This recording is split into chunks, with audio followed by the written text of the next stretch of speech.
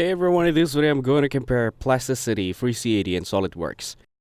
Plasticity, FreeCAD, and SolidWorks are three CAD tools designed for different uses and purposes. Plasticity is a beginner-friendly 3D modeling software that is simple and easy to use. It has an intuitive interface, allowing users to create models quickly without a steep learning curve. The software is lightweight and runs smoothly on most computers, making it ideal for small projects. While it lacks advanced simulation and manufacturing tools, it is perfect for hobbyists and rapid prototyping. FreeCAD is a free, open-source CAD software that offers powerful parametric modeling tools. It allows users to modify designs easily by going back and editing previous steps. The software is highly customizable, making it ideal for engineers, makers, and budget-conscious users.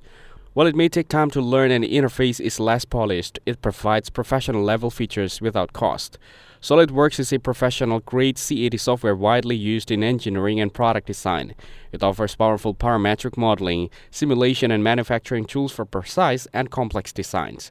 The interface is polished and user-friendly, making it efficient for professional workflows.